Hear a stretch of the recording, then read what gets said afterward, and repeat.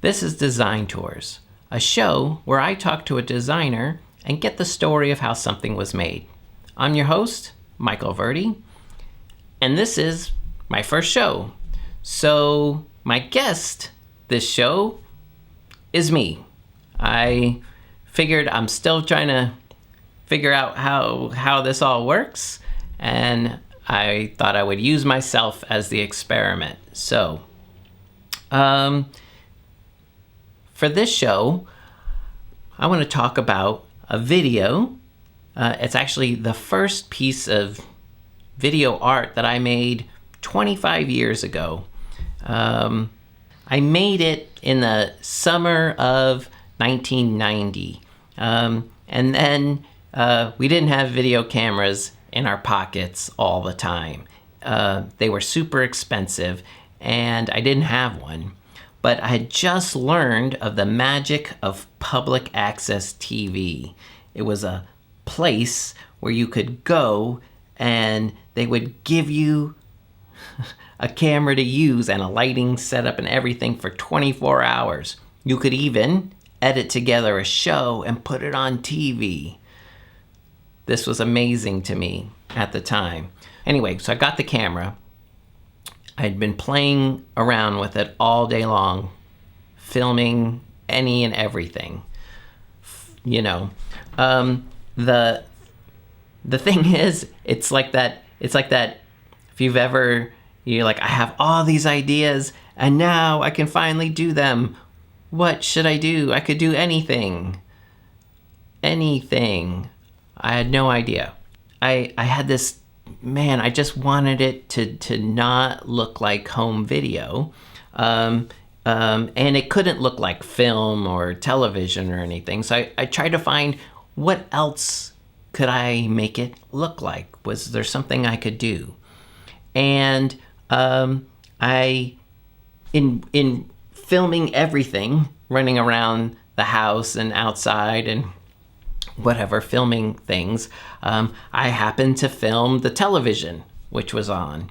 And when I watched the tape back, I noticed that had something. I was like, ooh, there's something there to the look of filming the television. It made these lines go in front of the screen, the different between the timing of the camera shutter and the TV scan lines or something. And I was like, ooh, there's something there. So what I came up with was I could film something, I could put it in the VCR, and I could play it back a frame at a time. And when I did this, I could play with the color on the television, and then I could film that, then take that tape, put that in the VCR, and I could play it back, because a frame at a time just was forever slow.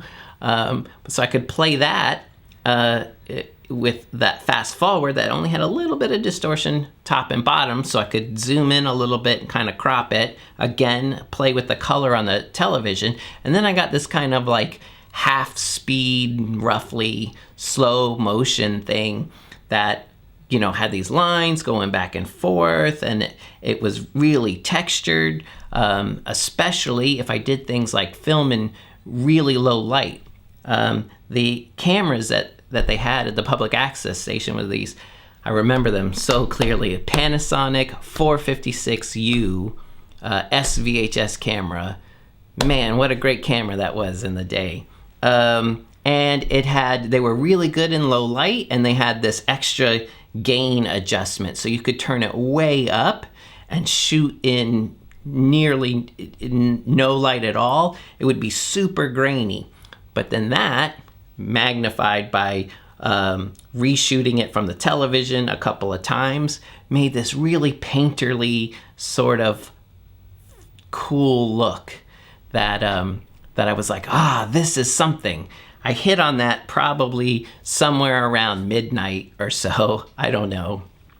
And so once I had that figured out, I needed a subject. Okay, now let's finally do something. What am I going to do? So I had been rehearsing for a performance that I was in that was a dance piece, but the dance was built on everyday sort of ordinary pedestrian gestures. And I thought, that's good. A gesture.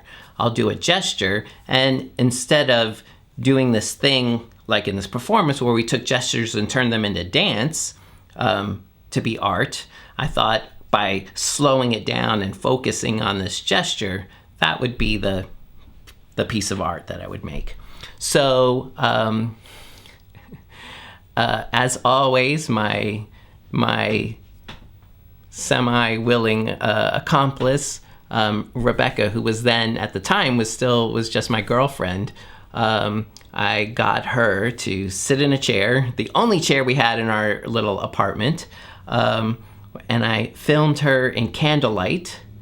And this was late at night. I think she had her head resting on her hand, and I'm moving the candle around, and I tell her to, okay, now put your hand down and then look over there. That was the direction for the video. So I took that, played it back a frame at a time, refilmed it, took that tape, put that in, put it on fast forward, refilmed that,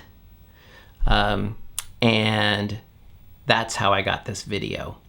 It didn't have any sound, so I will now play it for you without any sound.